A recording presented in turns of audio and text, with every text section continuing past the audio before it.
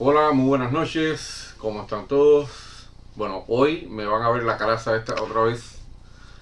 ¿Por qué? Porque anoche fue mi entrevista con Jean Padrón, eh, entrevista que teníamos ya planificada desde hacía como un mes.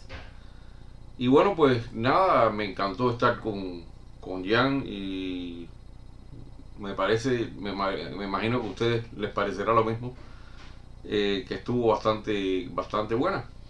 Pero bueno, ¿qué pasa? Yo estaba después mirando el chat porque yo mientras duró todo el tiempo de la entrevista, yo para evitar el reflejo en los cristales, para otras cosas y para concentrarme un poco más en las preguntas, entonces decidí no mirar el chat, no abrir el YouTube, dejar nada más que la pantalla de StreamYard.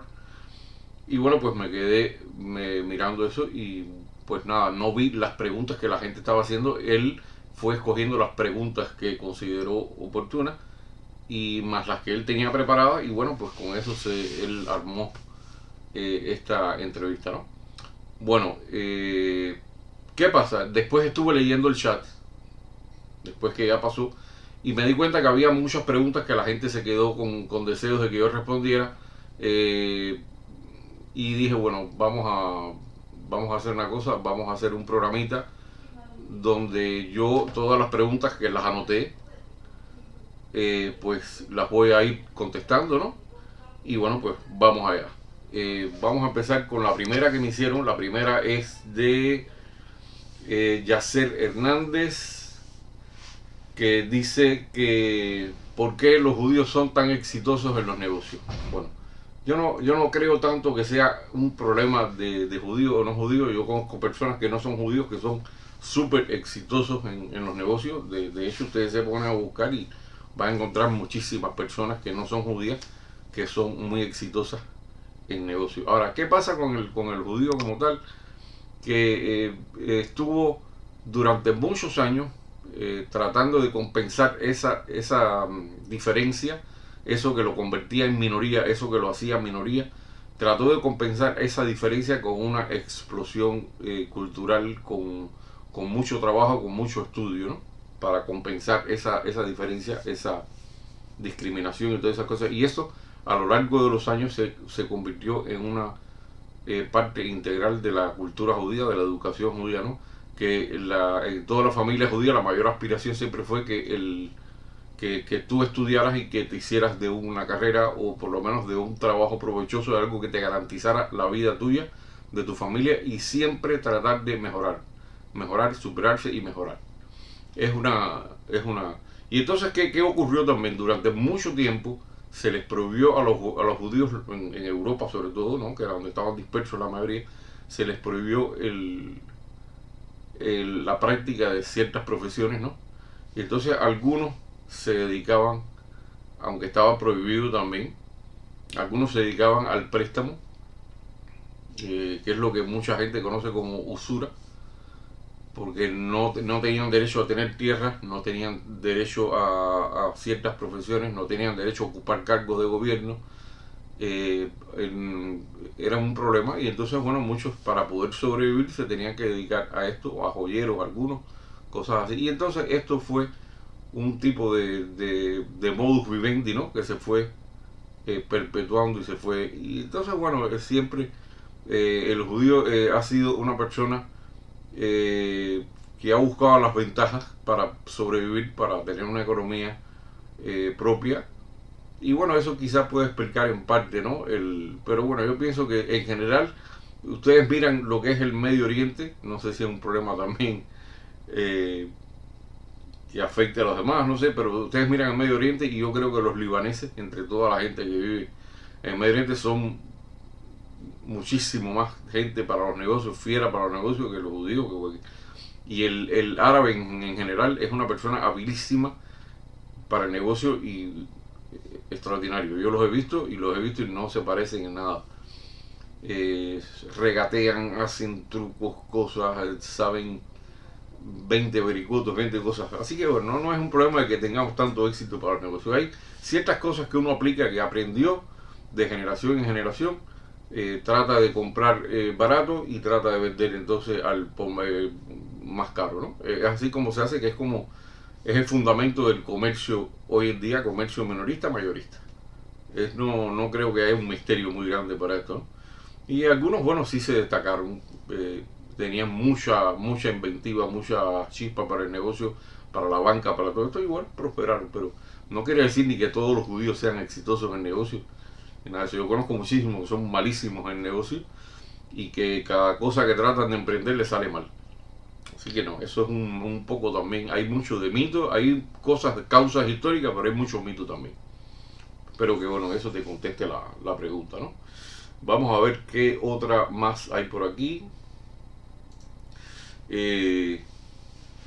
Oleinik Cuellar pregunta por la dieta que comemos. Bueno, mira, la dieta ya es una costumbre. Ahí de entrada te voy a decir que hay judíos que no son creyentes, hay judíos que son personas que no les importa todo este asunto de las tradiciones, no les importa tanto. O sea, son judíos más culturalmente y por un problema de identidad que por un problema de practicar como tal la religión. Porque esta dieta viene precisamente de la parte religiosa, viene de la Biblia.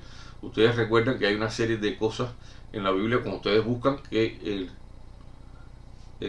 Dios te dice comerás esto, esto no lo comerás. Cuando te habla del cerdo, que te dice no lo comerás y será para ti detestable. Cuando dice comerás los animales que tienen la pezuña hendida y que son rumiantes. De los que vuelan, hay una serie de características de los que vuelan, de los que están en el mar, o sea, de los peces, los que tengan aletas y escamas que se identifiquen claramente como peces. Por lo tanto, no se comen mariscos, ni langostas, ni nada de esas cosas, que en definitiva son los que se comen toda la caca que hay por el fondo, son este tipo de animales. De las aves, por ejemplo, no se comen las águilas, el quebrastahuesos, las aves carnívoras no se comen. Y sin embargo hay animales que mucha gente no consideraría comérselo y que en la dieta judía está permitido, pero que no ves a nadie nunca comiéndose, lo que es el saltamonte, un tipo de langosta, el saltamonte que hay grande. Hay un tipo que se puede comer. Pero bueno, yo nunca lo he comido, ni creo que lo vaya a comer. Y bueno, y por supuesto, la otra prohibición de la dieta es mezclar carne con leche. Mezclar carne con leche está basado en un versículo que dice: no cocerás el cabrito en la leche de su madre. Y entonces los sabios interpretaron de ahí que eso quería decir ciertas cosas, había coincidencias, había contradicciones, y entonces para dejar despejada cualquier duda, entonces se decidió que se iba a separar la carne de la leche. Entonces, por eso es que hay judíos que son muy religiosos, muy ortodoxos, que en la casa tienen hasta 2 refrigeradores y ponen los lácteos en uno y los cárnicos en otro. Hay otros que tienen uno solo, como es mi caso, y yo entonces tengo una solución que busqué, que es un recipiente plástico, y ahí yo pongo todos los lácteos, o los pongo en otras gavetas, en otras cosas, y trato de mantenerlos separados lo más posible de los cárnicos. Por ejemplo, tú comes carne, te comes un filete de carne, lo que sea, y debes esperar, eh, depende del judío, del lugar donde venga. Hay algunos que esperan 3 horas, la gran mayoría esperan 6 horas, y hay otros que esperan 8 y hasta más horas, ¿no? La gente que son más. Pero bueno, por lo general depende. Me han dicho que en Holanda se espera mucho menos, por ciertas tradiciones que tienen. Holanda es un país de mucha carne y mucha leche también. Así que bueno, no habría que ver, ¿no? En cada caso qué tiempo se espera. Pero no es tan importante. Y todo este conjunto de normas dietéticas se llama kashrut. Kashrut es la dieta judía, la dieta religiosa judía. Y cuando un producto es permitido o no es kasher o no kasher. Y yo digo kasher porque yo sé que ustedes están acostumbrados a oír kosher, pero kosher es en inglés, es como suena la palabra en inglés, que se escribe kosher, pero en hebreo original es kasher. Entonces el producto es kasher o no kasher. ¿Qué hace un producto kasher? Por ejemplo, la carne, que la res, la vaca en cuestión, haya sido sacrificada según el ritual judío, que es con una bendición especial, una vaca que está seleccionada, que es sana, que se sabe que no tiene enfermedades, y lo hace un matarife ritual, que es una persona con una habilidad para hacerlo. El animal no puede sufrir absolutamente nada. Se hace con un cuchillo que tiene tanto filo que es peligrosísimo estarlo tocando, hay que tener mucho cuidado, porque esa res tiene que morir, de un solo tajo, tiene que ser un solo tajo que le abre la arteria todo y se va toda la sangre. Y así. Después la carne se prepara, que se limpia de la sangre, porque está prohibido consumir la sangre así de esa manera. Hay ciertas partes que no se suelen comer, por ejemplo una parte del tendón que une la cadera con la pierna. Eso se saca, se desecha, se vende, se hace lo que se vaya a hacer. O sea, hay ciertas cosas que son más complicadas, ¿no? Y por supuesto lo de no mezclar carne con leche, bueno, es una cuestión de precaución. Yo tengo en mi gaveta, por ejemplo, yo tengo los cubiertos que son para carne, tienen una forma determinada, son de un tipo de vajilla, y los que son para carne es otra vajilla. O sea, que son distintos a simple vista, se ve que son distintos, ya uno sabe cuál utilizar y cuál no. Con las cazuelas pasa lo mismo. Eh, el cerdo, por supuesto, nananina. Así que nada, eso son a grosso modo, ¿no? Las reglas dietéticas judías, ¿no? Y los que son más religiosos, la comida cocinada por unos judíos, ellos tratan de no comerla, o tratan de ser ellos los que enciendan el fuego, los que hagan por lo menos algo para que no quede completamente hecha por una persona no judía, porque son gente que lo llevan ya a esa. Pero además, comer en cualquier lugar, comer en un lugar no kasher, quiere decir que tú a lo mejor estás comiendo algo que se cocinó en un horno donde se cocinó un cerdo.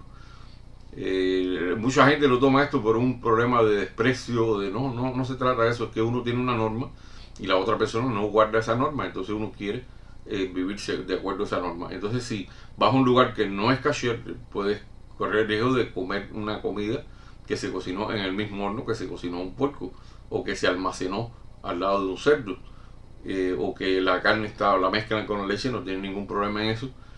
Y entonces es una situación que para el que guarda las normas, ¿no? Es un poco apretado, ¿no? O sea, que se trata entonces de comer. Aquí vienes a Israel y casi todos los restaurantes, casi todos son kasher. ¿Por qué? Como que sean gente que no son creyentes, quieren tener clientes que... Porque además el cliente que no come kasher, que no es judío, o que simplemente no come kasher igual. Ahora, el que come kasher solamente no va a ir a tu restaurante, entonces vas a perder una importante clientela. Y entonces no es buen negocio, ¿no? Así que es preferible hacerlo kasher, que es una cosa que puede comer todo el mundo, a no hacerlo no kasher, que nada más que lo pueden comer los que no comen kasher. Así que así es como funciona, más o menos. Pero bueno, kasher es una vigilancia, la kashrut es una vigilancia del producto, del sacrificio, todo. Hay que mirar bien cómo se ve, que el animal revisarlo por dentro, que no tenga ningún tumor, que no tenga ninguna cosa rara. O sea, se revisa, se hace un proceso de revisión. Algunas kashrut son más estrictas que la otra, que yo no estoy de acuerdo con eso. Yo propongo que debería ser una sola. Pero bueno, hay algunas que son más. Hay una que es del rabinato tal, hay otra que es de tal lugar, hay otra que es del rabino tal, hay otra que es de las más fuertes aquí, son las Glat y las de Badatz. Está la Meadrin, hay varios grados, ¿no? de rigurosidad en cuanto a la kashrut. Y cada cual, según su grado de religiosidad, entonces come el que tiene esta clasificación o esta otra. Es un poco complicado, un poquito complicado. Pero bueno, es a grosso modo eso. Lo trato o sea, lo más resumido que pueda, ¿no? Bien, hay otra pregunta acá. Me gustaron mucho las preguntas que la gente estaba haciendo. Lástima que no había tiempo para contestarlas todas. Me han dicho que se come mucho cordero por allá. Bueno, sí, se come cordero, se come ternera, se come vaca, se come mucho pollo, mucho pavo, pescado. O sea, se come todo menos el cerdo. No quiere decir esto, no quiere decir que no haya cerdo en Israel. En Israel hay cerdo, pero para criar cerdo en Israel tiene que ser en unas condiciones especiales, que el animal no toque la tierra. Es un lío, ¿no? Y para comer el cerdo, bueno, pues tienes que ir a una tienda que no sea kasher, que vendan un cerdo. Y eso no es tan difícil. Hay muchas tiendas que no son kasher. Sobre todo hay muchos clientes rusos que compran cerdo. Gente que son asiáticos que viven aquí compran cerdo también. Y gente que son judíos que simplemente no guardan la kashrut, no les importa y comen cualquier cosa. Como los vecinos míos que comen hasta rayo encendido. Pero bueno, cordero sí, se estila mucho el cordero. Y entre los árabes también se estila mucho. De hecho, la shawarma es o cordero, o pollo, o pavo. que es la carne más conocida, ¿no? Uno de los platos más típicos. Otra pregunta aquí que me hace, esta otra pregunta me la hacía Macana Audaz. Muchas gracias por tu pregunta. La otra pregunta me la hace Harley, estimado Harley. ¿Regresarás a Cuba cuando caiga la dictadura? ¿Cuándo fue la última vez que visité Cuba, no? Bueno, esta pregunta en parte la contesté la mitad y la otra no. O sea, ya contesté cuándo fue la última vez que visité Cuba. Fui en el 2009 para ver a mi padre ya por última vez. No pienso volver a Cuba hasta que Cuba no sea libre, por supuesto. Y en cuanto a si regresaría a Cuba cuando caiga la dictadura, eso depende de muchas cosas. Eso depende de mi estado de salud, de mi edad, de la posición económica que yo tenga. Porque bueno, yo voy a irme para Cuba sin tener una casa, sin tener nada, pues no puedo vivir del aire, ¿no? Porque todo lo que era mi casa, todo lo que tenía lo perdí. A menos que bueno, que yo pueda hacer alguna reclamación de algún tipo, porque es una casa que yo tuve que entregar también. O sea que se la dejé a los que eran mis suegros y a ellos se las quitaron. O sea, ellos tuvieron que esperar a que fallecieran para ocupar la casa, ¿no? Pero bueno, yo tengo los papeles, tengo todo, así que bueno, puede ser que se pueda hacer algo, pero no es seguro. Yo no, ni quiero ir a quitarle la casa a nadie que esté ahí, por supuesto, no me haría ninguna gracia. Tendría que ser que fuera una casa en manos del Estado para que yo hiciera algo, ¿no? Pues nada, eso depende de todo. Me encantaría ir a Cuba, poder poner un negocio para propiciar que haya trabajo, empleo para la gente. Me encantaría tener un periódico cómico en Cuba, una cosa como la política cómica, como Zigzag, una cosa por ese estilo, para darle látigo a todos los políticos, a todo el que se vaya a hacer el gracioso y se quiera hacer el corrupto, y cosas así. Me encantaría, por supuesto, pero bueno, una cosa es lo que uno sueña y otra cosa es lo que es posible. Vamos a ver qué pasa a lo largo de este año y del otro. Eso nunca se sabe. De momento yo tengo mi vida más o menos hecha aquí, ya tengo cierta edad, no soy tampoco un chiquillo, no puedo estar pensando tampoco, pero de que me encantaría, yo sería uno de los primeros a regresar a Cuba. Otra pregunta que me hace Natacha Fernández Pasos. Dice, en Camagüey había y hay una comunidad judía polaca mayoritariamente. No, Natacha, eso es, perdóname, pero es un error. Recuerda, a los judíos le decían, a todos los judíos que había en Cuba, vinieran de Francia, de Turquía, de Polonia, de Alemania, de Rusia, de donde vinieran, le decían a todos polacos, por una costumbre que se quedó de llamarles polacos, porque muchos de los que eran, o sea, de los que no hablaban español, la mayoría venían de Polonia, y por eso se les llamaba polacos.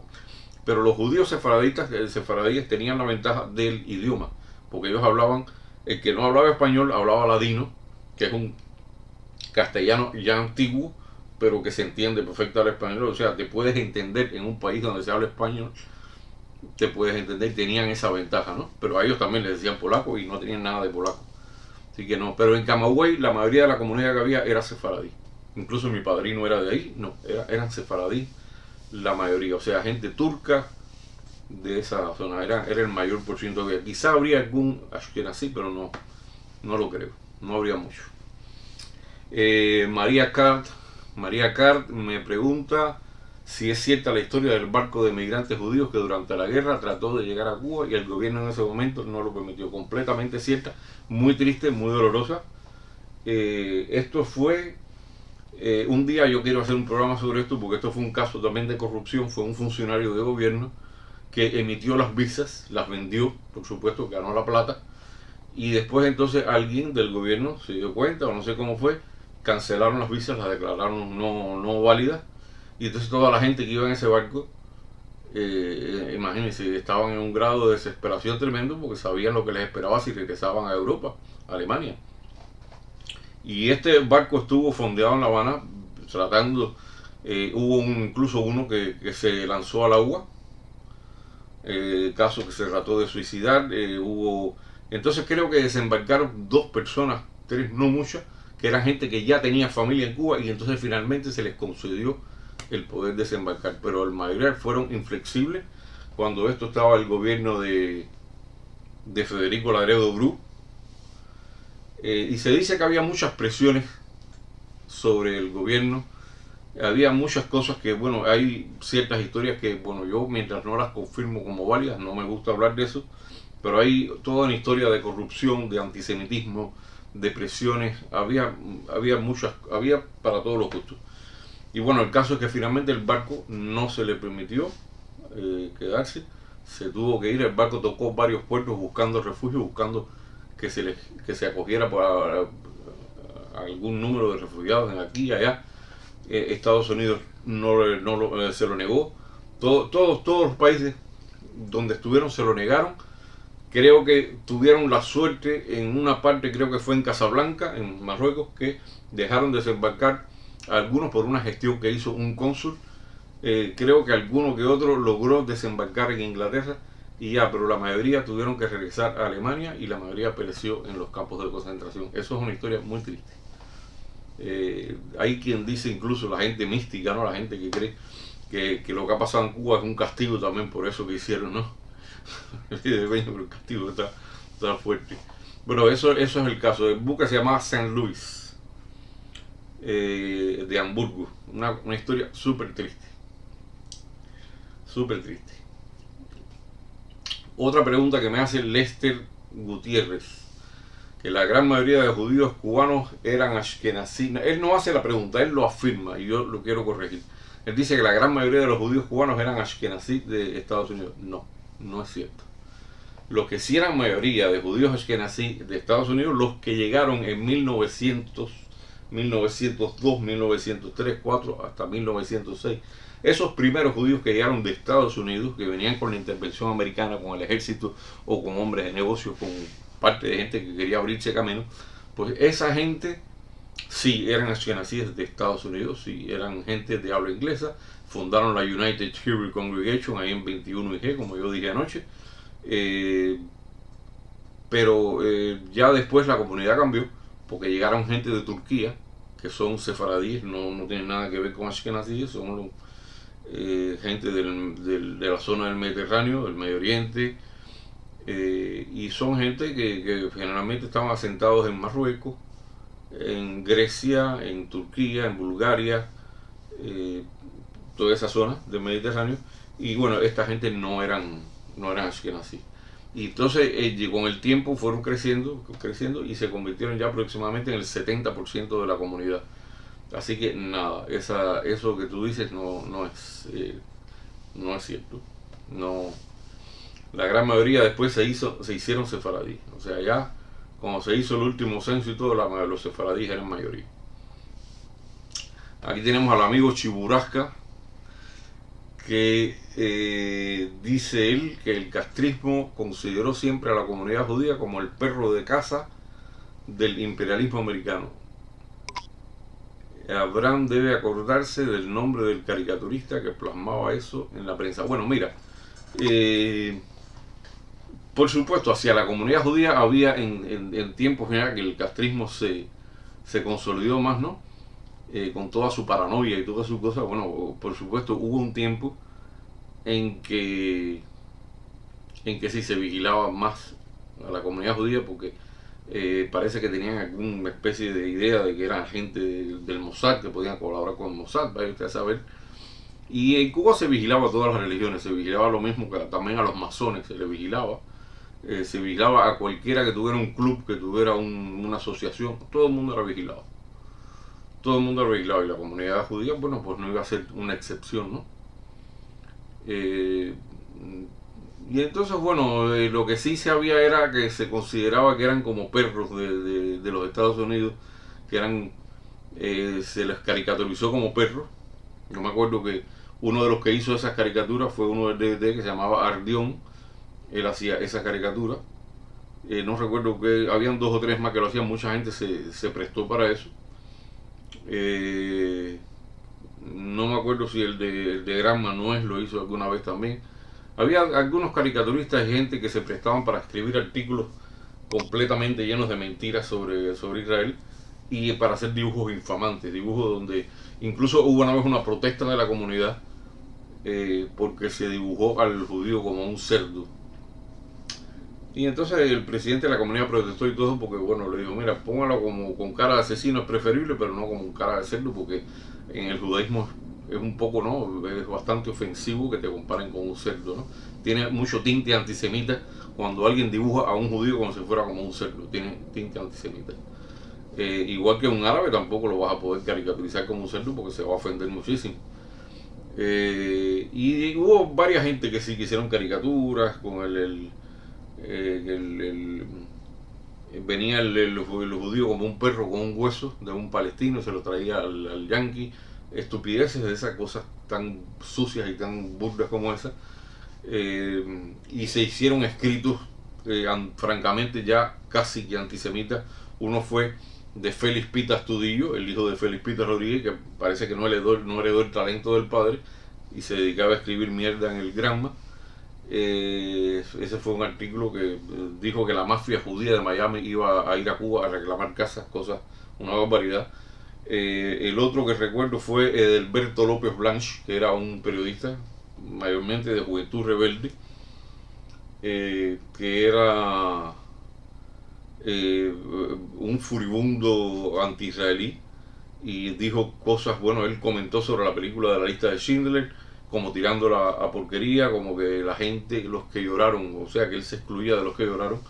Era un individuo que hizo un artículo bastante fuerte, bastante desagradable, acusando a los israelíes de asesinos, que habían que el mismo exterminio que habían hecho con ellos durante los años que duró la guerra mundial, que los 6 años, lo estaban haciendo hacía 50 años con los palestinos. Imagínate tú, si vas a sacar la matemática, habría millones y millones de palestinos muertos. O sea, cosas disparates y cosas. Y bueno, pues nadie quería contestarle porque había miedo, porque era un periódico del gobierno. Pero fue un artículo asqueroso del señor del Alberto López Blanch.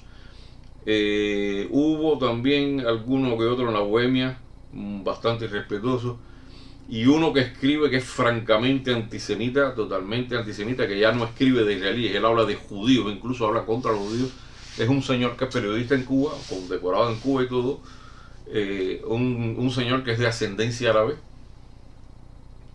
que se llama Arnaldo Musa. Ese señor Arnaldo Musa sí es un antisemita total. Y bueno, esa es la gente así que yo me acuerdo, ¿no? Pero se han producido muchos ataques en la prensa cubana, se dicen unas calumnias tremendas sobre el Estado de Israel, constantemente. Lester Gutiérrez me pregunta si los judíos pueden comer comida halal. Mira, nosotros tenemos nuestra norma, que es la kashrut. La halal es de los musulmanes. Así que ellos tienen su norma, tienen su dieta, tienen su comida y nosotros tenemos la nuestra. O sea que no es que se pueda, yo puedo comer lo que me dé la gana, yo puedo comer halal, puedo comer chivo, puedo comer puerco, puedo comer lo que me dé la gana. Ahora es lo que debo comer según mi religión, según lo que yo respete mis tradiciones, entonces yo lo hago, ¿no? Así que bueno, es como todo, ¿no? Cienfuegos Cuba me pregunta, me hacen a mí una pregunta muy interesante, que cómo es la boda en Israel, cómo son las bodas. Bueno, las bodas en Israel son un saco de dinero. La boda, ¿qué es lo que hace la gente? La gente a veces pide un préstamo incluso en el banco para la boda, para preparar bien la boda, trata de invitar la mayor cantidad de personas posible. Todo el que va invitado a la boda, tú sabes que cuando le mandas una invitación es muy raro que la persona no responda a la invitación, porque bueno, ya se sobreentiende que cuando tú mandas una invitación aquí es porque hay un grado de conocimiento, de amistad, ¿no? Lo suficientemente importante como para invitarte a la boda. ¿Y qué pasa? Que entonces la gente que va a la boda va con un sobre o simplemente hay sobres ahí puestos. Tú vas con el dinero en efectivo o en cheque, como quieras, y ahí dentro tú pones en el sobre la cantidad que tú le vas a regalar a la pareja. Eso oscila entre los 300, depende de lo que la posibilidad de cada cual, pero oscila entre los 300 shekels, los 400, los 500, o sea, estoy hablando de una cosa como entre los $100, 200, $300, una cosa así. Eso es lo que se estila regalar en la boda, ¿no? Y entonces con ese dinero que se recauda en la boda, porque además esa boda prepararla es un salón, es un DJ, es un rabino que tiene que venir a hacerte la boda. Hay gente que hacen bodas que botan la casa por la ventana y después ni siquiera con todo lo que recaudaron les da para financiar completamente la boda porque se les subió el humo a la cabeza y entonces hacen cualquier cosa. La gente que es muy rica puede hacer bodas súper ostentosas, como hay una señora que es riquísima aquí, que hizo mucho dinero en África sobre todo, que le hizo a la boda de la hija, una recreación de Venecia, imagínense usted, con góndolas y todo. Pero bueno, eso es cosa de cada cual, que con su dinero haga lo que le parezca. Y bueno, pues lo que se estila es eso. Se hace la fiesta, la gente va, hay una comida muy buena generalmente, muy buena. Se come, uno a la entrada, cuando uno entra, deja su sobre y después ellos cogen ese dinero y con ese dinero liquidan lo que deben por el salón, por todo, liquidan eso y el resto, bueno, lo usan o para dar el viaje de luna de miel o para guardarlo en el banco, para lo que quieran. Así es como son las bodas acá. No, son bodas religiosas aquí todas, porque aquí no hay boda civil todavía. O sea, aquí las bodas son con rabino. O si eres cristiano, con un cura. Si eres musulmán, con un imán. O sea, es cada cual según su comunidad religiosa. Tuti Valdés me hizo la pregunta ayer como 3 veces, que por qué no tengo los pelos a los lados. Porque eso, los pelos a los lados que saben peyotes, eso lo usan gente que son ultra ortodoxos, gente hasídica, que hay una prohibición bíblica, que es la de cortarte el pelo en redondo, que era para no parecerse también al resto de la gente. Y en una época se adoptó eso más aún para no parecerse a los romanos, ¿no? Y entonces no se cortaba la cabeza. Y entonces siempre el varón judío se ha dejado un poco la barba, aunque sea mínimo. Otros se la dejan muy larga, si son muy religiosos se la dejan larguísima, no la cortan nunca ni la tocan. Y hay quien se afeita, normal, pero la tradición dice que no te cortes así. Entonces, para evitar todo tipo de... siempre se dejan aquí las patillas largas, así hasta acá abajo. Pero bueno, son los hasídicos, no son todos los judíos. Isabel González Bermejo me pregunta, pero dices que el judaísmo viene por la madre, o entendí mal, tu mamá era católica. Bueno, vamos a explicarte ahora. Yo dije que el judaísmo viene o por una madre judía, que naciste de una madre judía, de un vientre judío, o que te convertiste a judaísmo.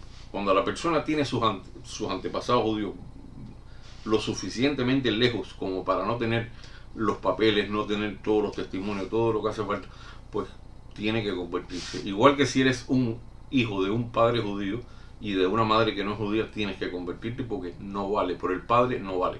Lo que vale es ser hijo de madre judía. Hijo de madre judía no necesita convertirse, no necesita hacer nada más que la circuncisión a los 8 días de nacido. Punto. Ahora, el que es hijo de padre judío, ese no es judío. A los efectos de la ley judía, no es judío.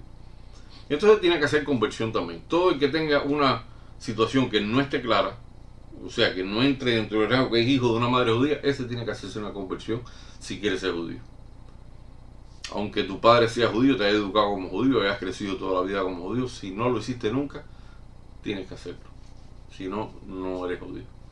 O sea, estoy hablando según la halajá, según la ley religiosa judía, aplicada según la ortodoxia, como yo estoy acostumbrado aquí que se aplique, ¿no?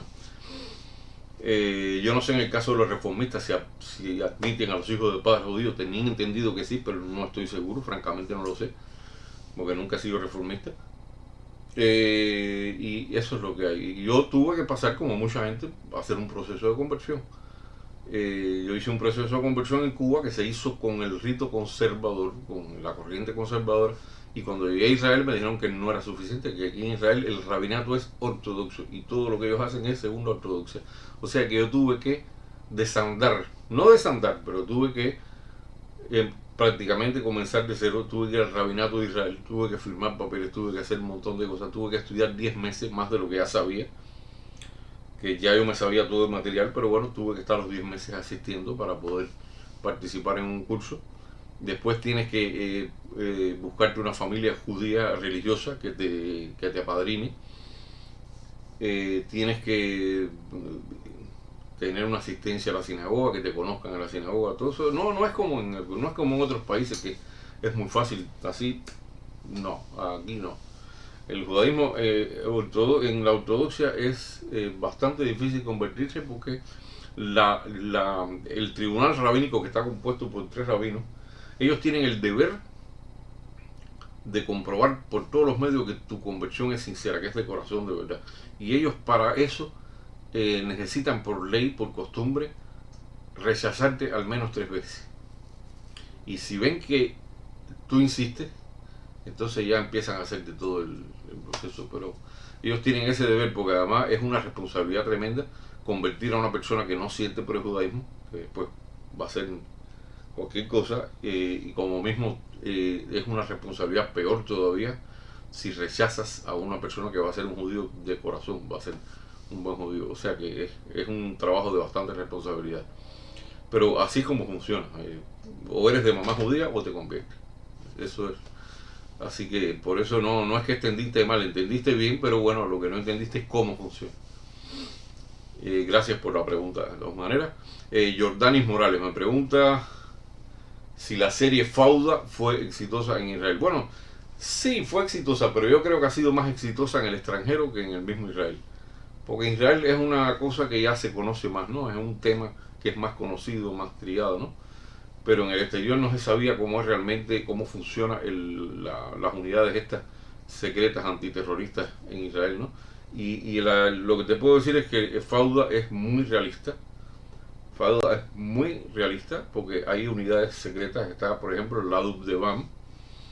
Dubdevan es una unidad compuesta por israelíes, por supuesto, que hablan el árabe perfectamente sin acento, que caminan como árabes, se visten como árabes, tienen una compenetración total con lo que es ser árabe y entonces actúan dentro de territorios de ellos y bueno pues han evitado muchísimos atentados, muchísimas cosas. Ellos se mueven entre los mismos que terroristas, se hacen pasar por ellos, nadie los puede detectar porque lo hacen todo perfecto. Y bueno, pues, y hay alguna que otra unidad también que es más secreta todavía, de las que yo no tengo conocimiento, pero bueno, esta es la más conocida. Y es muy realista, es muy realista. Así es como actúan, así trabajan, se mimetizan como si fueran camaleones, como si fueran árabes, hechos y derechos. Así que bueno, sí, fue exitosa en Israel, pero más en el extranjero. Astrozag. Abraham, ¿ya contaste tu experiencia como panadero en Cuba? Bueno, eso es una experiencia tremenda, eso fue tremendo. Pero bueno, te voy a decir, si quieres, de todos los videos que yo he hecho, hay uno que se llama El Pan. El Pan, y en ese video está narrada mi experiencia como panadero, ¿no? Es un video especial para eso, no es una directa, es un video diferido. Y lo puedes ver, ahí está, porque bueno, ya hacer la historia de nuevo de todo y la corrupción tan grande que hay y todo eso, bueno, es suficiente. Pero ahí está el relato de cómo entré, qué fue lo que vi, qué fue lo que se hizo, lo que no se hizo, cómo era la corrupción, cómo robaban, todo está ahí. Así que búscalo, es un video que se llama El Pan, en mi canal. Ahí lo vas a encontrar, es de ya tiempo atrás, pero la vas a pasar bien viéndolo. El amigo Valeri me pregunta qué tiempo te llevó dominar el idioma. El idioma, bueno, incluso ya son 20 años y yo no lo domino del todo porque no soy un tipo que me siento a estudiarlo ni a buscar en el diccionario ni nada. Yo lo aprendí en la calle, de oído, y así poco a poco, ya en cuestión de... O sea, yo llegué aquí en mayo del 2001. Entré en un aula que daban, pero el aula no me daba resultados. Yo soy un tipo alérgico a las aulas, siempre he sido autodidacta. Pero aparte, en el aula había personas que venían de todas partes, como sus costumbres, había gente que tenía peste y yo no podía estar ahí. Y entonces decidí irme a la calle y al mismo tiempo que trabajaba, aprenderlo. Y así me di mucho pescozón, porque bueno, no es lo mismo que un aula. Tienes que esforzarte mucho o escuchar mucho, pero bueno, al final, por lo menos me comunico sin problema. O sea, lo aprendí así, a tropezones. Y ya yo empecé ahí, yo en un año ya podía hablar ya bastante, ya, sin ningún problema. Y ya bueno, ya lo demás es el acento, que se te vaya quitando el acento, que es muy difícil. Eh, es como todo, por ejemplo, mi esposa tiene más acento, se le nota más el acento del español, ¿no? Y eso que ella estudió el hebreo más por libros y lo estudió en aula y lo estudió bien con audiovisuales, con todo. Y yo lo aprendí pero de oído, ¿no? O sea, mi hebreo es mucho más malo que el de ella, es menos académico, menos un hebreo coloquial, pero lo hablo con menos acento, o sea, lo hablo un poco más como se habla aquí, ¿no? Un poquito más, tengo menos acento, se me nota menos. Es como todo, es como todo. Ernesto Pérez, que espero que no te pongas más bravo conmigo. Eh, eh, esta pregunta es peliaguda. No me extraña que Ian no haya querido meterse en este fenómeno. Porque además una de las normas que tengo en mi canal es no hablar de nadie, ¿no? Pero bueno, esto es una cosa que todo el mundo sabe. Ian pregunta a Abraham sobre el malentendido con Milanés por una caricatura que hizo. Bueno, el malentendido fue que yo hice una caricatura representando a Milanés como si fuera el tío Sam, Uncle Sam. Tú sabes que es un dibujo que es de hace muchos años, que es de antes de la Segunda Guerra, de la Primera Guerra Mundial incluso. Yo hice la historia del Uncle Sam y hice la historia de qué pasó con esta caricatura. Es un video que se llama A este tampoco le gustaba el humor, refiriéndome a Fidel Castro, ¿no? En ese video está toda la historia de lo que pasó con la caricatura, eh, que fue un malentendido, lo entendió muy mal, se lo tomó muy mal y tuvo una reacción bastante desproporcionada, ¿no? Y hasta ridícula incluso. Eh, no fue mi intención que se produjera esto, pero bueno,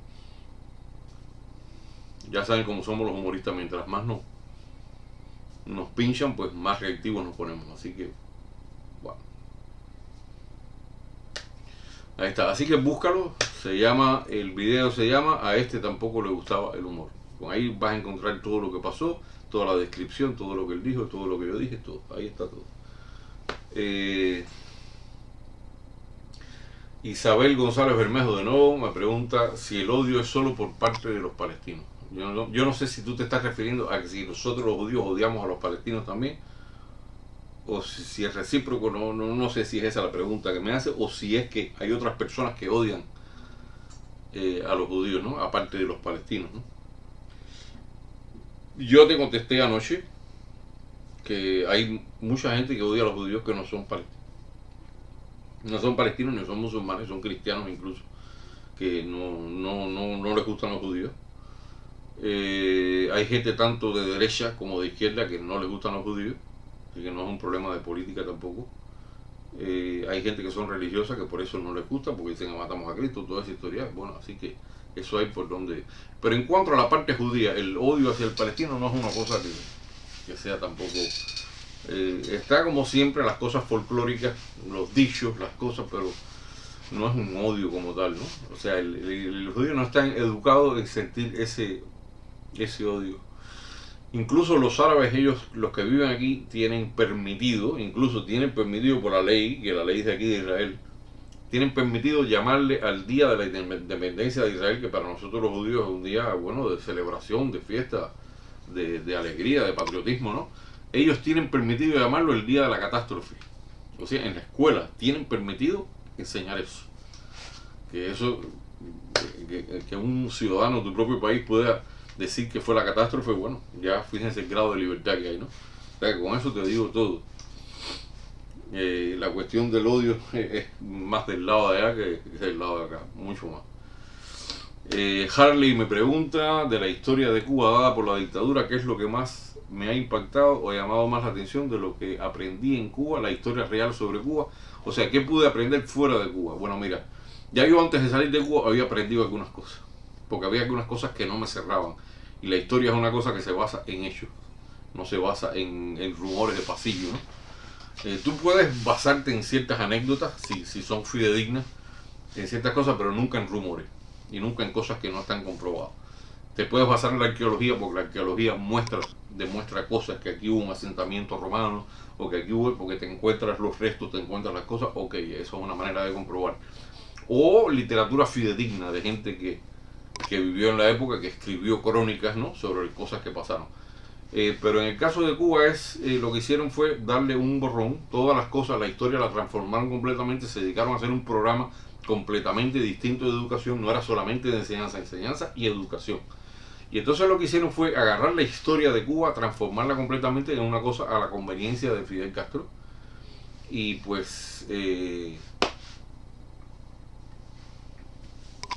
imagínense, hechos que nunca ocurrieron aparecen como ciertos. Toda esta historia sobre todo la historia desde la República, desde que empezó en 1902 la República de Cuba, el 20 de mayo de 1900, para ellos el 20 de mayo no es una fecha válida, para ellos la fecha válida es el 1 de enero que triunfó la revolución de Fidel Castro. O sea, el 20 de mayo lo desaparecieron como fecha, a Tomás Estrada Palma lo desaparecieron prácticamente de la vida pública, de la historia de Cuba. Derribaron su estatua, dejaron los zapaticos nada más ahí, donde va la estatua de Estrada Palma, que posiblemente ha sido el mejor presidente que tuvo Cuba. Atacaron mucho la figura de Estrada Palma, atacaron a todos los presidentes de la República y entonces denominaban a la República República mediatizada o República neocolonial. Y eso fue lo que nos enseñaron durante todo, o sea, ahí no, para ellos no valían ni que hubiera gobernantes, ni que hubo una constitución, ni que hubo constitución del 40 después, ni que no, para ellos nada. Ellos las únicas figuras que destacaban de toda la historia de Cuba eran los que eran gente de izquierda o comunista. Pablo de la Torriente, Rubén Martínez Villena, Julio Antonio Mella, esas eran las únicas gente que existían y que merecían un lugar en el pedestal de la historia. El resto no, el resto eran todos bandidos, eran miserables, eran asesinos o eran gente que sencillamente se hacían desaparecer de los libros. Así fue como se formó esa historia que el castrismo enseñaba en las aulas. Y después entonces ya uno adquiere más información. Primero, una de las fuentes de información que uno podía tener, ya hacerse idea, era en la Biblioteca Nacional. ¿Qué pasó? Que en la Biblioteca Nacional, esto tiene que haber sido una cosa organizada por el gobierno, por supuesto.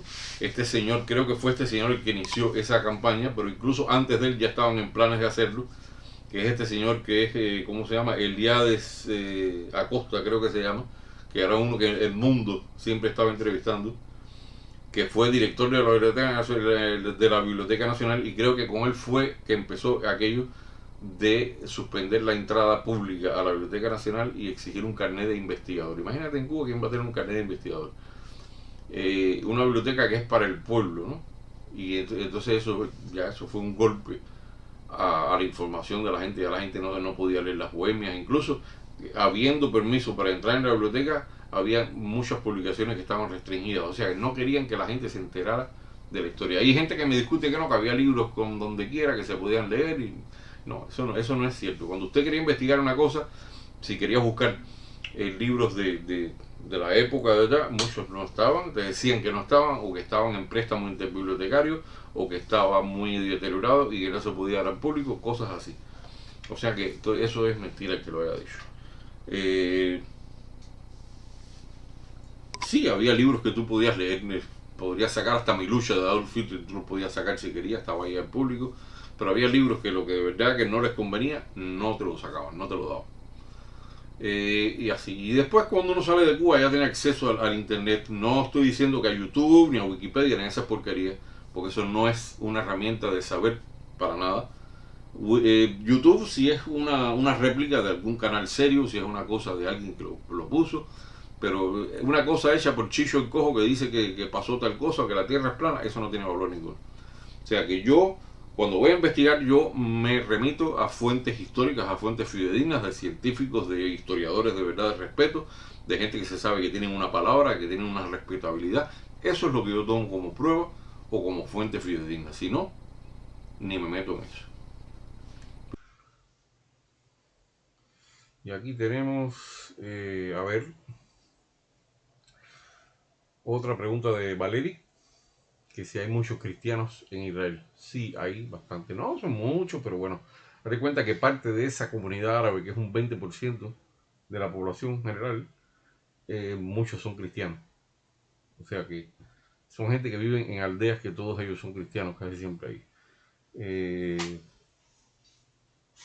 Aparte de eso, está todas las personas que son de los que se llaman de custodios de Tierra Santa y toda la gente, el personal de la iglesia, comunidades de cristianos que viven aquí.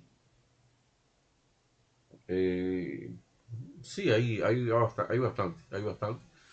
Y celebran sus fiestas normal, sus misas, todo. Hay bastantes iglesias, sobre todo en Jerusalén está lleno de iglesias.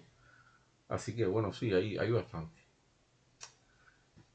Otra pregunta aquí que me hace Juni, ¿qué?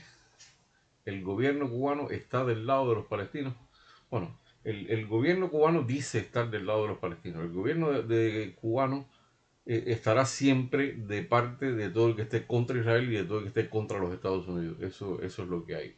A ellos no les importa un pimiento la suerte de los palestinos ni la situación de los palestinos. Eso no les importa a ellos, como a la gran inmensa mayoría de la gente que se pasa la vida rasgándose las vestiduras por los palestinos, que los pobres palestinos, que el pueblo palestino.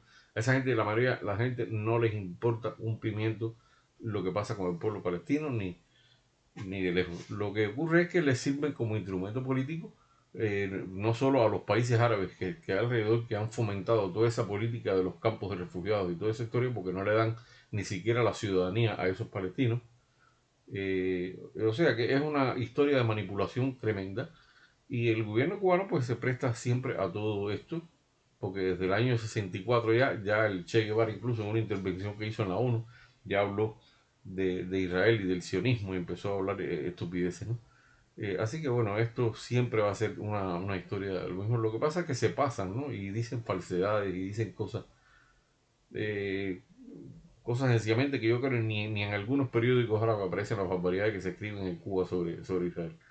Así que sí, de estar del lado de los palestinos, del lado donde haya terrorismo y donde haya violencia y donde haya cosas que se hagan contra Estados Unidos y se quemen banderas norteamericanas, ahí van a estar los cubanos de parte de esa gente.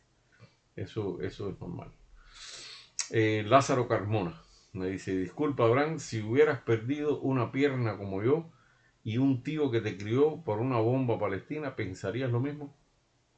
Yo no sé, francamente, Lázaro, a qué tú te estás refiriendo, porque me estás haciendo una pregunta como en modo de reproche, en modo de reto, como si yo hubiera dicho algo, como si yo estuviera celebrando el terrorismo o algo así, cosa que yo no he hecho nunca en mi vida. Así que no entiendo cuál es la dirección de tu pregunta ni la intención de tu pregunta, me parece muy mal formulada. Eh, si hubieras perdido una pierna como yo y un tío que te crió por una bomba palestina, ¿pensarías lo mismo? ¿Pensaría qué? ¿Qué es lo que pienso yo? No me lo dices, ¿no? Porque yo no sé de qué me estás hablando. Aparte, me parece un poco irrespetuosa tu pregunta también. Pero bueno, ya en algún momento espero que me aclares qué quisiste decir. Porque no sé, yo no respondo además a un tipo de preguntas en ese tono. Yunike me pregunta, Israel siempre vota en contra de que quiten el bloqueo, por eso el gobierno cubano lo critica. No, Israel está simplemente respondiendo a una política del gobierno cubano. Israel está respondiendo a la agresividad del gobierno cubano con respecto al Estado de Israel de toda la vida, de hace muchos años. Eh, eh, cuando el Estado de Israel estaba prácticamente bloqueado y sometido a muchos problemas y agresiones constantes, el gobierno de Cuba aplaudía eso. El gobierno de Cuba ha entrenado terroristas palestinos y de otros lugares también del mundo árabe. El gobierno cubano invadió en Israel en el año 73, participó en la guerra de Yom Kippur para invadir Israel, que eso costó vidas israelíes. Nunca jamás se ha disculpado por eso. Una guerra no declarada, una guerra a traición, o sea. Así que bueno, yo no veo por qué el Estado de Israel tiene que votar a favor del régimen de Cuba. Y espero que siga votando igual, porque es lo menos que se merece el régimen cubano. Carla Martínez me dice, la chusma, entre comillas, en Cuba es la que sale al paso a la oposición de la dictadura. No entiendo bien tu pregunta ni la intención de tu pregunta. La chusma en Cuba es la que sale al paso a la oposición de la dictadura. Perdóname Carla, pero no entiendo bien qué quieres decir.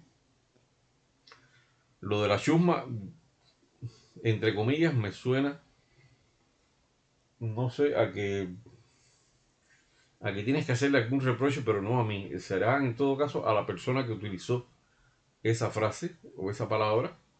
Tú vas a su canal, se lo dices ahí sin ningún problema le haces esa misma pregunta y después viene y me la haces a mí cuando él te conteste.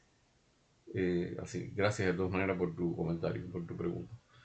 Eh, Harley me pregunta, ¿qué es lo más que extraño de Cuba y lo que más me gusta de Israel? Bueno, te voy a decir, de Cuba lo que extraño es la playa, que la de aquí no es completamente igual. Aquí hay playas bonitas, pero no completamente igual. Hay una buena playa en Narilla. Si te vas a aislar, tienes una playa con todas las instalaciones, con un delfinario precioso, con un acuario de esto bajo el agua, que es una maravilla. Tienes para hacer surf, para hacer todo. O sea, tienes los equipamientos que en Cuba no vas a encontrar nunca en una playa, ¿no? Pero bueno, el clima en Cuba es distinto. Extraño muchas cosas, el olor de Cuba también, la hierba de Cuba tiene un olor muy especial por la mañana. Eh, no sé, extraño millones de cosas. Amigos que dejé, eh, los paisajes de Cuba me gustaron siempre muchísimo. Eh, ¿Qué le puedo decir? No sé, hay mucha gente buena que hay en Cuba también.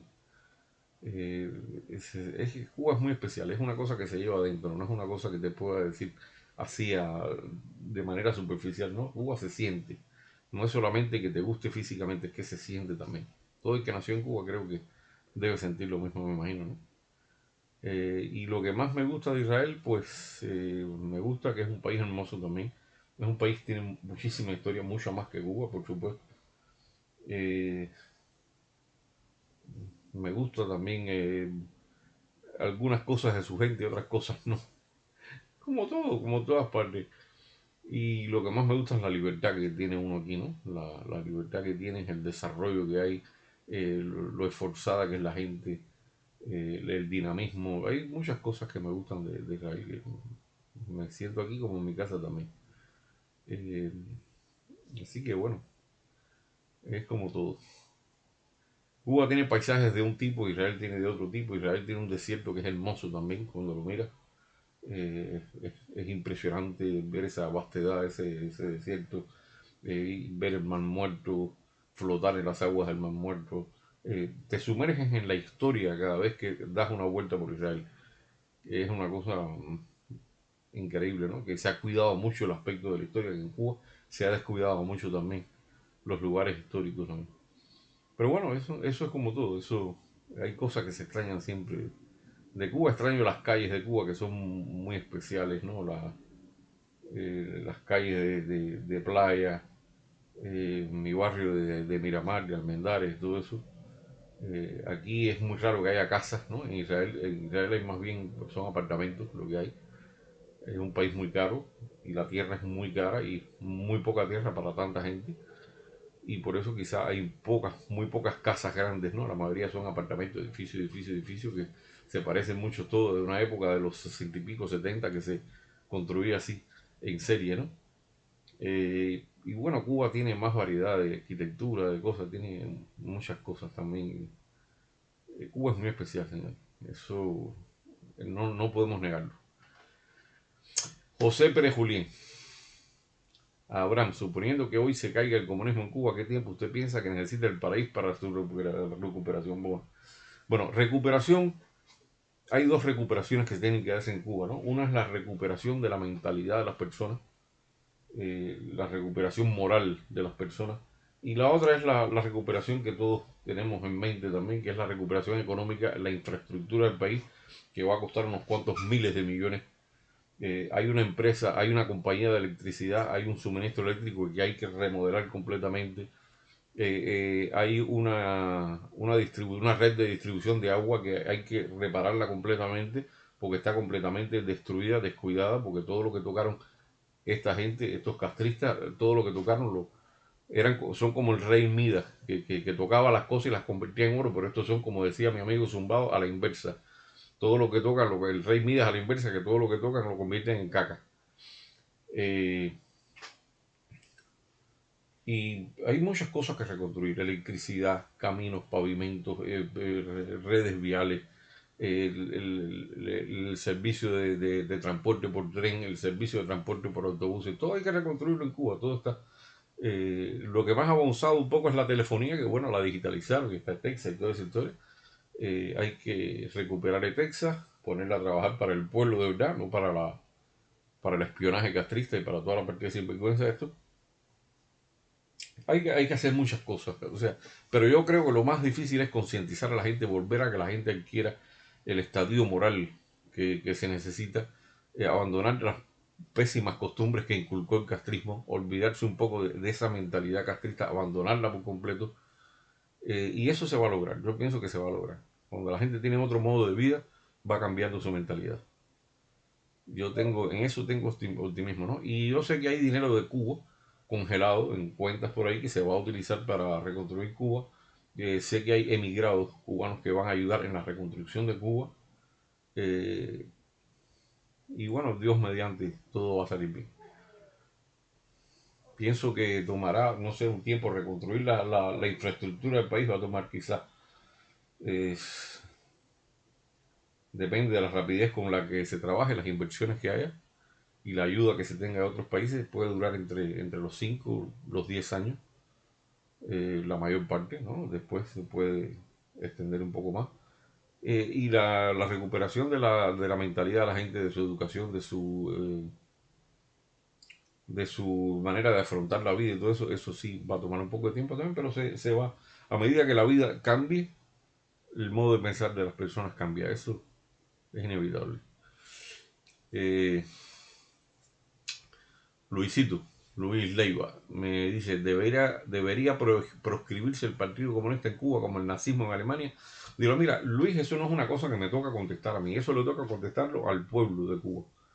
Yo pienso que es justo hacer un referendo, yo pienso que sí, aunque me digan que no es bueno prohibirlo, mira, yo haría un referendo y le dirían, yo, ¿qué hago con las ideologías del fascismo, el comunismo, esto, qué hago con ellas?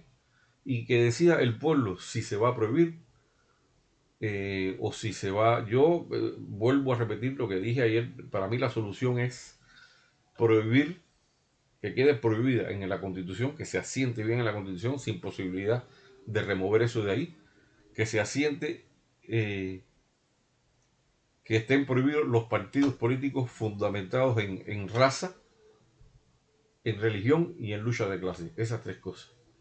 Yo creo que quitando esas tres cosas se garantiza que va a haber una democracia bastante ejemplar. Si eso incluye al comunismo y se decide que no va a haber comunismo, bueno, pues que no haya comunismo. Por mí no hay ningún problema. No me voy a lamentar, no me voy a regar las vestiduras, pero bueno, eso creo que es una cuestión que queda en manos del pueblo, ¿no? Que decida el pueblo qué es lo que quiere.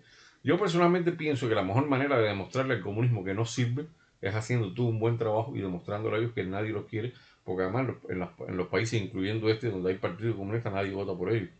Cuando es un país que funciona bien, nadie vota por los comunistas. Nadie. Eso pasa en América Latina, que tienen la influencia maligna de Cuba a la cabeza de la serpiente y tienen todo ese trabajo de la izquierda, todo ese trabajo criminal de la izquierda. Todo eso ya entonces sí ya es otra cosa ya. Pero en un país realmente libre, con una democracia que funcione y con prosperidad, nadie vota por los comunistas. Nadie. Hay que estar loco. Y en Cuba la gente tendrá que estar loca. En Europa del Este nadie vota por ellos porque hay que estar loco. Así que bueno, eso yo creo que el pueblo es el que debe decidir eso.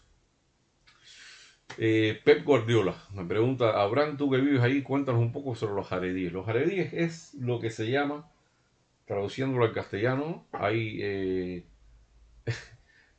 Gilonim y Haredim. El Gilonim es el tipo que no guarda las tradiciones tanto, que es una persona que está alejada de la religión y todo eso. Y el Haredí son personas que guardan con celo la religión, que practican todos los preceptos, que rezan todas las 3 veces al día, que practican toda la fiesta, guardan los ayunos, la dieta, el Shabbat, todo. Esos son los haredíes. Ahora, dentro de los haredíes hay gente que son ultra religiosas, que son gente eh, que ellos tienen la noción de que hay que estar estudiando Torah el día entero y que lo demás no importa. Entonces hay gente que no trabaja. Ya yo lo expliqué en un programa que hice, tienen que buscarlo, donde se explica cómo es el fenómeno que pasa aquí en Israel con los haredíes. Y que hay Haredim que sí trabajan y hay otros que no trabajan.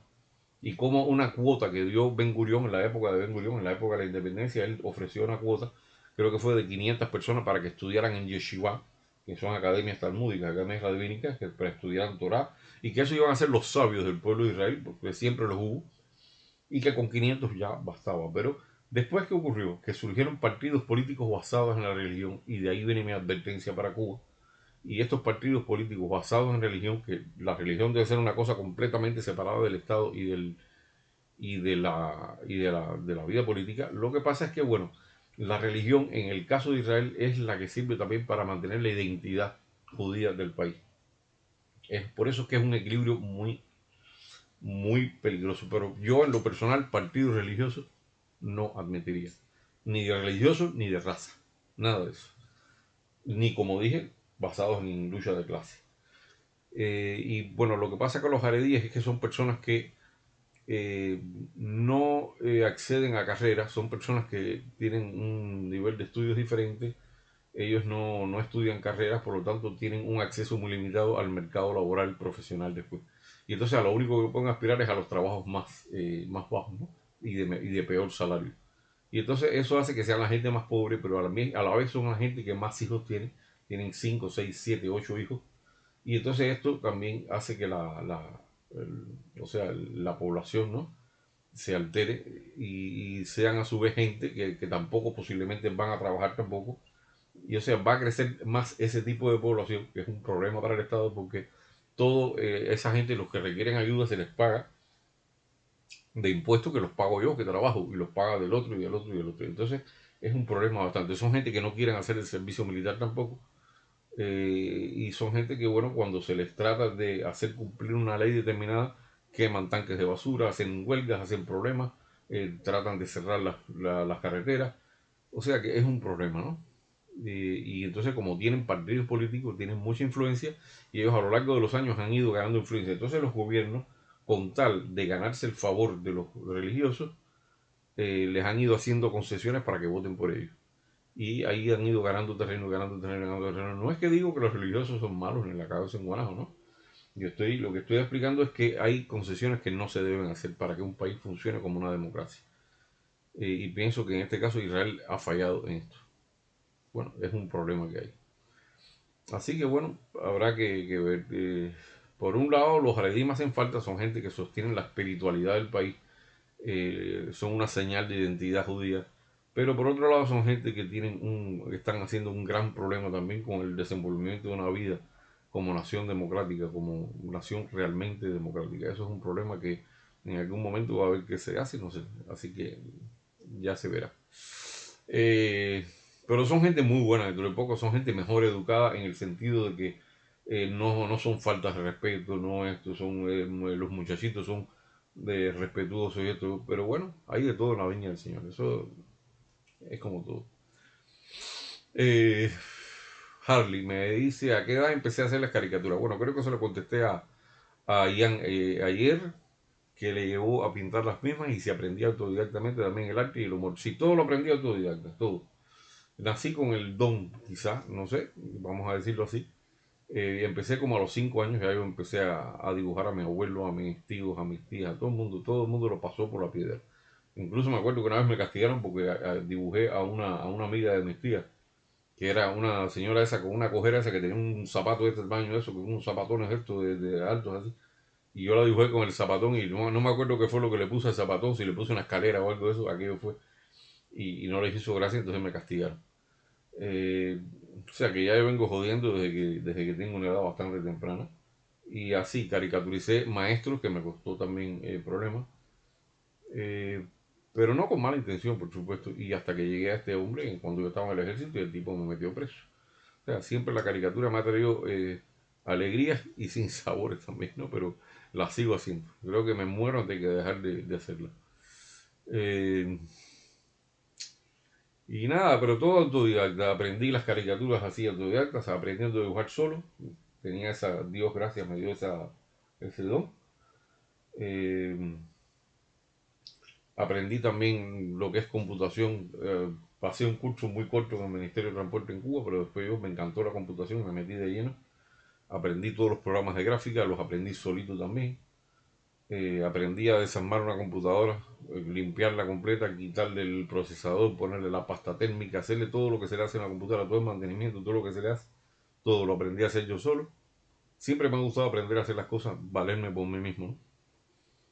Y bueno, pues así le va a uno. Eh, un día bien, otro día regular y otro día, pero es como toda la vida es así. Pero nada, el humor y todo, el humor es una cosa que tienes que sentirlo y tienes que ser un don que tienes, porque todo el mundo no tiene el humor para saber encontrarle la punta al chiste, ¿no? Y qué es lo que uno quiere decir y todo eso. Entonces, yo a veces soy muy sutil con el humor, soy muy jodido, ¿no? Y entonces en todo el mundo no lo entiende. Y bueno, yo lo lamento, pero así es la vida. Se la vi. José Pérez Julián me vuelve a preguntar cómo el gobierno de Israel trabaja contra la droga y la prostitución. Bueno, aquí prostitución es escasa ya. Hay las casas de prostituta aquí en una época, yo me acuerdo que estaba, para evitar problemas, ¿no?, con la justicia, la ponían en casas de masaje. Y entonces había, sí, hay por la zona, sobre todo donde está la estación de autobuses, ahí todavía quedan algunas casas de estas prostíbulos. Eh, bueno, imagínate, es una... prostitutas hay en todos lados, pero bueno, no son numerosas, en realidad no hay muchas, no son muy numerosas. Eh, y la drogadicción, bueno, hay gente que se droga, o sea, aquí se persigue el tráfico como tal, está penado el tráfico, pero el consumo no tanto. El consumo aquí la gente fuma hashish y marihuana libremente. No hay ninguna prohibición así de ese tipo, yo creo. Y lo que sí está castigado es el tráfico. Pero bueno, te puedes encontrar gente drogadicta en algún lugar, no están en todas partes. O sea, tú vas a algunos sitios de Tel Aviv muy específicos, ahí sí están, ahí sí, que son estos parques donde va de los barrios más. Pero no son tampoco una epidemia de gente drogada en las, no es un país que el delito común es bastante escaso, ¿no? O sea, tú no ves esos delitos de robo que tú ves en otros países, de carterismo, de asalto, eso no lo ves. Tú puedes ir a un cajero automático, por ejemplo, a las 3 de la mañana en un descampado por ahí donde no ves ni un alma y puedes sacar tu dinero con confianza que nadie te va a asaltar. Es muy difícil, eso no, aquí no pasa. Eh, es bastante escaso, el delito común es escaso. Es bastante escaso, creo que es incluso menor que el de Suiza. Y es verdad que es escaso porque aquí la policía es malísima y además es escasa. Aquí policía tú puedes caminar y caminar y no ver ni un policía. Pero además los policías que hay son bastante mediocres, son bastante malos. Las únicas brigadas buenas aquí son la brigada antifraude, la brigada antimafia, gente así. Pero el resto de la policía, que es policía normal, son muy malos y muy ineficientes y muy... este es un país con más tradición militar que policial. Tradición policial no tiene ninguna.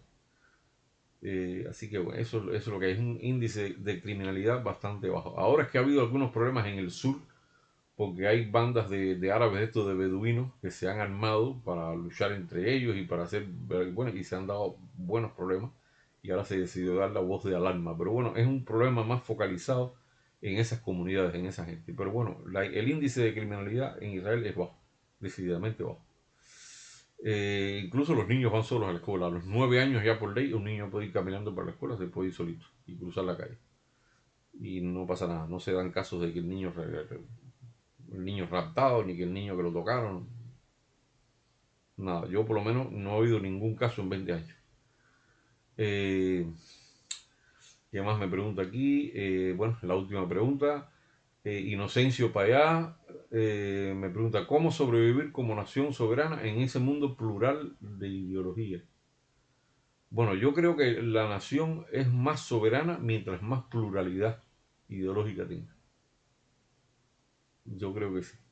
Yo creo que la pluralidad ideológica es un símbolo de sanidad, de buena salud, no un símbolo de que algo está mal. Al contrario, un símbolo, cuando todo el mundo tiene la misma ideología y todo, entonces ya eso es una dictadura. Yo creo que la persona debe ser de libre pensar, debe ser liberal, no estar sometida a ninguna presión por ningún partido, por ningún movimiento. Yo pienso que la persona debe tener libertad total mientras no afecte la libertad de los demás y mientras no atente contra, bueno, normas que estén establecidas por la sociedad en conjunto, que ya se hayan votado. Lo demás es cuestión de, pero